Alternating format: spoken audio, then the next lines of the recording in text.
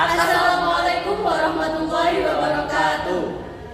Jadi di sini kami dari kelompok 9 akan menjelaskan salah satu kisah dari Sunan Wali Songo, yaitu Sunan Giri. Tapi sebelumnya ingat kata pepatah, tak kenal maka tak sayang. Maka perkenalkan, nama saya dari kelas Kinasi absen 16. Perkenalkan, nama saya Indi Bami Sudiwandani, absen 18. Perkenalkan, nama saya Hana Fauzia, nomor absen 15. Perkenalkan, nama saya Muhammad Ridha Fatoni, absen 27. Sambil menceritakan kisah Sunan Giri, kami akan melakukan sebuah permainan anak-anak, yaitu jubluk-jubluk suwung. Saksikan. Jubluk suwung ini tinggalan mampu ketunduk kuda lepak. Era lere sokong dari aku sip dari potong sip dari potong. Ayo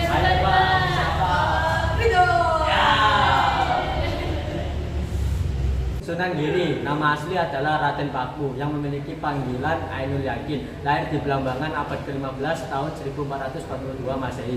Sunan Giri wafat pada tahun 1506 di Desa Giri, Gresik, Jawa Timur. Ayahandanya bernama Maulana Malik Ibrahim atau Sunan Gresik dan ibundanya bernama Dewi Sekar Dadu. Saat remaja, Sunan Giri berguru ke Sunan Ampel.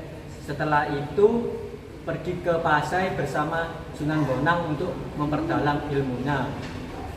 Setelah merasa cukup ilmu, Sunan Giri memutuskan untuk membangun pesantren di daerah perbukitan Sidomukti di selatan Gresik.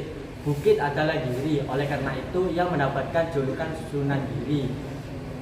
Di pesantren Sunan Giri, Raja Majapahit memberikan keluasan kepada Sunan Giri untuk mengatur masyarakatnya.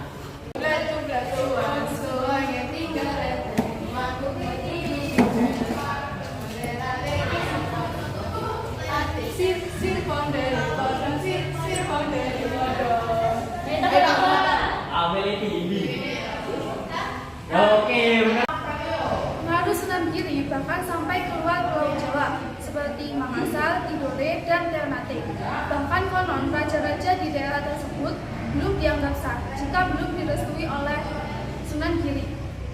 Pada abad ke-15 Masehi, di saat kerajaan Majapahit dikalahkan oleh Raja Kaling Kediri dan berada di ambang keruntuhan.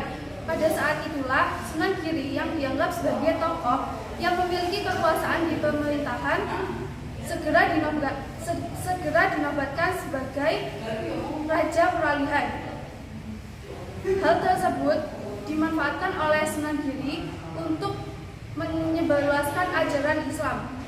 Hingga akhirnya setelah situasi kondusif, Sunan Giri menyerahkan pemerintahan kerajaan Majapahit kepada Raden Patah, putra dari Brawijaya Kartabumi yang merupakan kerajaan Majapahit sebelumnya.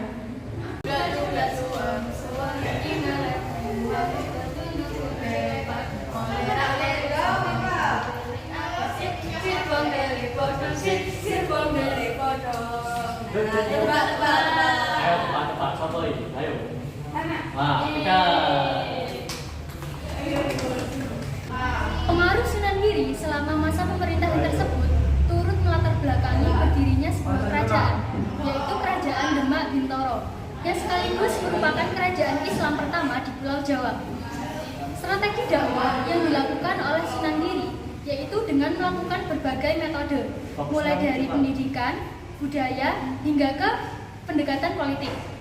Dalam bidang pendidikan, Sunan Giri tidak hanya didatangi oleh murid ataupun santri dari berbagai daerah saja, namun ia juga tidak segan untuk mendatangi masyarakat dan kemudian mengajarkan ajaran Islam secara langsung. Setelah situasi memungkinkan, masyarakat dikumpulkan pada acara-acara tersebut seperti upacara adat dan lain sebagainya.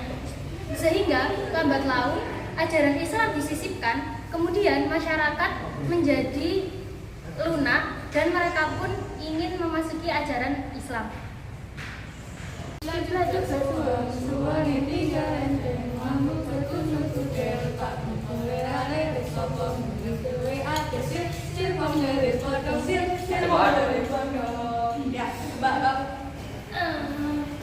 Kasih. Ya, benar. bidang politik ketatanegaraan.